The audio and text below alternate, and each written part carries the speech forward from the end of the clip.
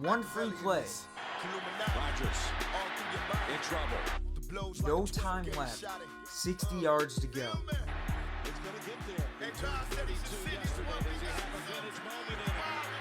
Do you believe in miracles?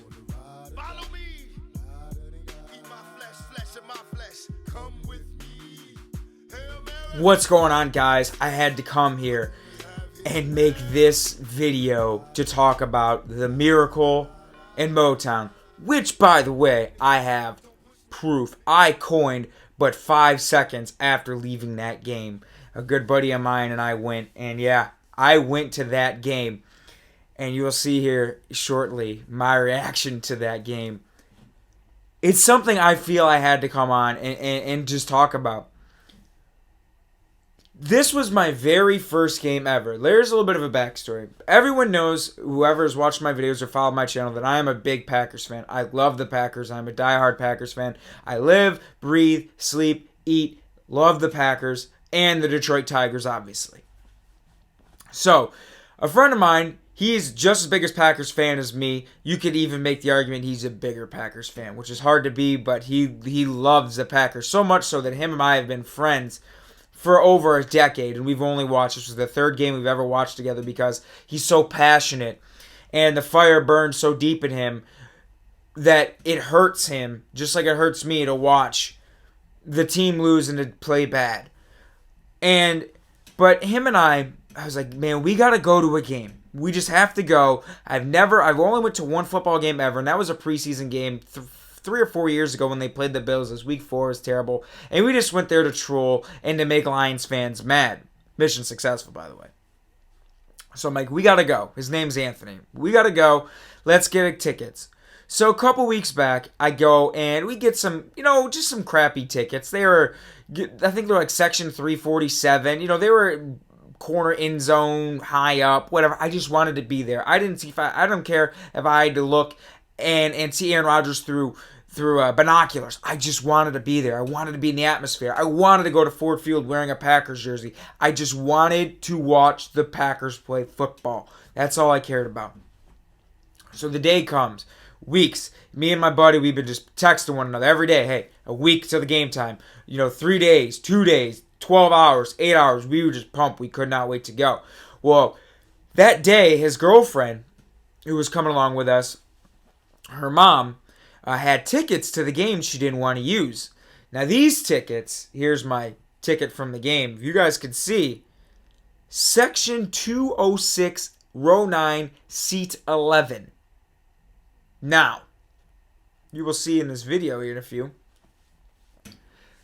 Jim Nance and Phil Simms were but a row over from me and 15 rows up in the booth. We had the perspective that CBS had. We were on the 50-yard line. Club section seats. These are like almost $300 tickets we got the day of. So I'm like, I walk there and walk into Ford Field, and Ford Field's nice. I'll give the Lions, that's a nice facility. And it's just so awesome. I get to my seats. I mean, it's real posh. You can't get their security. They check your tickets. I mean, they don't want you in these seats. They're so expensive. Unless you are there, you can't sneak around. And I'm like, wow, I'm just overwhelmed because it was hard to get into Ford Field. I missed about the first 5 minutes of the game. The Lions were already winning when I came in. So I get to my seats, and my friend Anthony and his girlfriend and his sister were all there, and they were already there because I had to go and get rid of my other tickets before the game. And my first initial thoughts was, wow. Then I sit down. Now, I didn't want to make an asshole out of myself because you guys know my temper when it comes to sports. Obviously, the 2013 ALCS comes when David Ortiz hit the Grand Slam. That my Prince Fielder video, which I had to take off the internet because it had 15,000 views in a day when they traded Prince Fielder. I just get passionate. So I was trying to hold it together. The first half happens. And the Packers are down 20-0 at halftime. And I'm just sitting there like, my thumbnails are gone. Because I was just so pissed off. I was so angry. This is my first Packers game ever. First Packer games ever. And they're losing 20-0 at halftime. The first time in 56 games that they had ever been shut out. In 56 games. The Lions were moving the ball at will on them. The Green Bay offense was terrible. Their offensive line couldn't stop Ziggy Ansah. Rodgers was constantly under pressure. Eddie Lacy wasn't good. James Starks had a couple of good runs here and there. The receivers, no separation, and if it wasn't for a couple of bad pass interference calls that went against the Lions, the Packers wouldn't even have gotten into the Lions' territory. I think they had like 5 first downs, and 2 of them were due to pass interference going into the second half. That's how bad it was. I mean, and me and my friend, we're talking at halftime, and it's like, I can't believe this is how our first game is going to be. We're going to get swept by the Lions because I hate the Lions. Here are the teams I cannot stand to lose to as an NFL fan. Number 1, the Chicago Bears. None accomplished that at Lambeau Field of all places. That was burning me inside. Number 2, the New York Giants. I hate that franchise with a passion. I hate losing to them. And they beat us on the biggest stages. I hate losing to them. Number 3, the Detroit Lions. Lions fans don't know how to take winning in stride because they never win. And they think they were 0-6. And as soon as they went on this little quick run they had of winning games, we're making the playoffs. We're making the playoffs. They're stupid. They don't know how to take winning in stride. And they blow up every win like it's 20 times more valuable than it actually is. So I hate losing to them. And everyone in my family is a Lions fan. So I get nothing but crap when they beat them. So I hate when they lose the Lions. Number 4, the Seattle Seahawks. Number 5, the San Francisco 49ers. Those are the 5 franchises that I hate to lose to the most. So being at Ford Field, getting shut out, and have all these Lions fans, oh, the cheese is great, and you guys suck, and, getting, these Lions fans, I get credit. You're giving me some crap, man. If I didn't have a Charles Woodson jersey on, I wouldn't, they were blocking me out of aisleways, they wouldn't let me through. They were being pretty prickish. Lions fans, they defended their home turf on this one. And I loved every second of it. I loved going in there with enemy colors on, I'm not going to lie. And just to be at this game and it was depressing. I mean, you would have thought we were at a funeral. My friend and I, it was just so hard to watch. It was so hard for him. He had to walk away from the game after Rodgers threw the interception. So second half comes back around. And the Packers defense starts playing a lot better. They start mixing up the packages. Finally covering Eric Ebron after giving him a freaking free touchdown. And Calvin Johnson can't catch an onside kicks, but make these ballerina catches in the end zone. It makes no sense to me. And so second half comes around, and the Packers finally get on the board. They finally get a touchdown after Mason Crosby misses a field goal, and they finally get a touchdown. Devontae Adams gets a touchdown. And then Julius Peppers gets a strip sack, and all of a sudden it's 14-20. I'm like, oh man, this is a game. This is a game, boys. And yeah, the Lions kick a field goal. It's 23-20. And then Aaron Rodgers gets that touchdown, runs it in, longest run of his career, and it's 21-23. I'm like, oh my God, this is going to come down to the last drive. This is going to be a crazy game. So, almost 2-minute warning, and it was a 3rd and 11, and Stafford had way too much time in the pocket. I forget what receiver he had. I think it was Golden Tate. Golden Tate shredded him this game. That was the best game he had probably all year because he sucks. Never draft him again in fantasy. And I'm thinking this is it because McCarthy had burned all his timeouts. He was going to try to get Aaron Rodgers the ball back with like a little over 2 minutes to go. And they got that 3rd and 11 and they chewed the clock down to 30 seconds. And I'm thinking, oh man, here we go. They got to get a touchdown. They have to win this game or they got to at least, hope like it was where they set themselves up with a big pass real quick downfield to set up Mason Crosby for a long field goal attempt. First play, nothing. Second play, you could have argued it was a defensive pass interference. Nothing. Didn't get called. And then last play, it's a 3rd down. And this is the most controversial play of the game by Lions fans because they're looking for a scapegoat. And Rodgers throws the ball. They lateral it back to Rodgers. Now you got two Lions defenders there. And all they had to do was tackle Rodgers. There was no one for him to lateral the ball to. There was two guys around him. Well, the Lions defender goes to tackle Rodgers, and his thumb goes just enough inside the face mask to turn the face mask. It grazed it, but just enough to turn the face mask and change the direction of Rodgers' body. Now, here's where Lions fans are making up excuses. They're going to sit here and go, well, it wasn't a face mask. And somebody even wrote an article saying that the Lions didn't violate the rule. They read the rule, and in the rule it states, if a player touches another player's face mask, if he twists, grasps, and makes the player's face mask change direction, it's a face mask. No matter how little or how much he touched it. Taylor's thumb was clearly inside Rodgers' face mask, and Lions fans were posting all these pictures of after the hand is out of the face mask going across the shoulder. They're not posting the picture where the thumb is clearly inside the face mask. Now, mind you, it's just his thumb. He didn't full-on grab it. I'll give him that. He didn't full-on grab the thing. He grazed it enough with the thumb to change directions. So the thumb in the face mask, one, is touching. Two, him grazing the mask, causing it to change directions, how it's written in the rule. That's grasping, changing directions, and twisting the face mask right there, because it's a twist is changing direction. Therefore, how it's written in the rule, and in that dumb article someone tried to write on NBC saying it wasn't a face mask, it was a face mask. It was by the rule. Now, mind you, the face mask wasn't blatant. It wasn't bad. If you're going to cry about something, cry about him tackling high.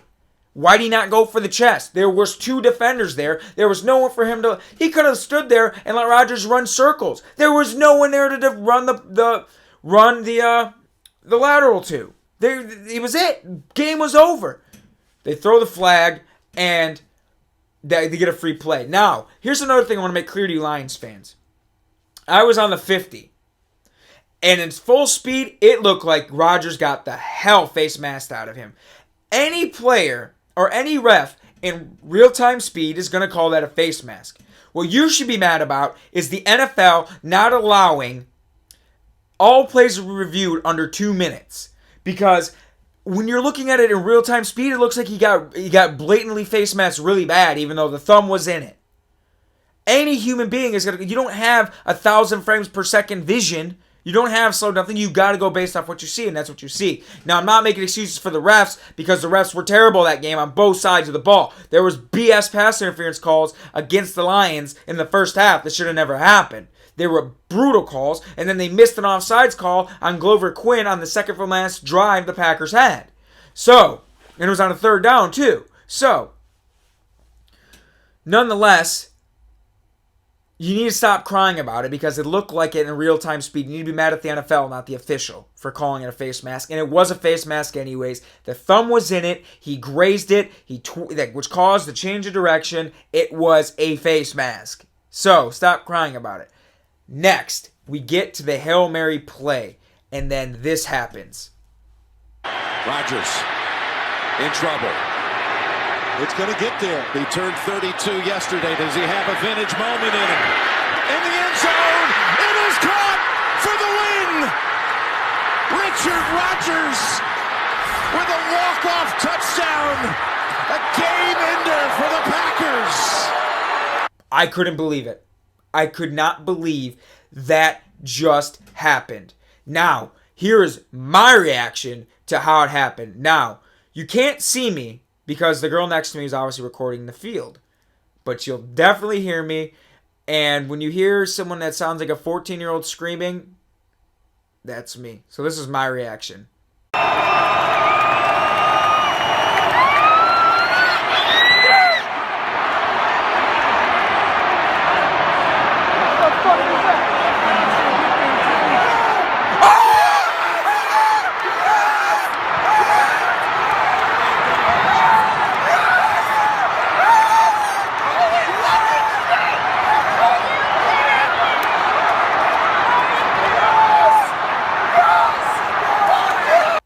as you can see, I went pretty goddamn nuts. My friend Anthony, this kid's like 6'2", 6'3". He lifted me up off the ground. I'm about 5'9", about $185. So, I'm not light. He lifted me up and held me for like 6 seconds like nothing. And then him and I were just coming out of Ford Field, just screaming, "Go Pack, go!" And we're giving all the Packers fans high fives. I mean, to witness what we witnessed. They were dead. The Lions won the game. They had it over with. They won. They were going to sweep the Packers for the first time since 1991. Now, this was my first game. I got seats on the 50. 61-yard heave. And I'm telling you, when Rodgers threw that ball in there, I'm just like, it almost hit the roof. It hung almost 5 seconds like a punt. It seemed like that ball was in slow motion. And as it's coming down, I'm like, and I see Richard Rodgers. I'm like, he's going to catch this ball. There's no one on him. He's going to catch this ball. And he catches it. And I could not believe it. This was my first NFL game, and I witnessed this magnitude. Since 2000, 120 teams have been in that identical situation. Their winning percentage was 0.25. What I saw does not happen. The Lions were the first team in NFL history to be leading 60 minutes and lose the game. It does not happen, what I saw. And I don't know how anything I will ever see in an NFL game can top that if I ever go to another Packers game at Ford Field. Now, I do got some more Packers news that I am going to be going on. But one last thing I want to say about that Hail Mary play and Lions fans crying. It was a 60-yard Hail Mary. There was 0 players in the Packers' backfield. Caldwell had 2 Lions defenders on the sidelines to protect the lateral. Caldwell, how are they going to lateral when there's no one in the backfield? Who's he going to lateral it to? David Bakatahari? Who is he going to lateral it to? No one. So why are they not in the end zone defending the pass? Why is Calvin Johnson not out there to box out the receiver and use his giant-ass vertical leap? Why is Eric Ebron not in the end zone? You know what you do, Jim Caldwell? You take everyone and put one guy, all your defenders, on the lip of the end zone. Let the Packers wide receivers get a 50-yard free release. And you wait when there's no one in the backfield. That's how you defend that. But no. He had 2 guys on the sidelines. He had no one covering Richard Rodgers. No Calvin Johnson out there. No Eric Ebron. So Lions fan, I understand you're mad. And you're going to make excuses about that call, which was a face mask. I completely understand that.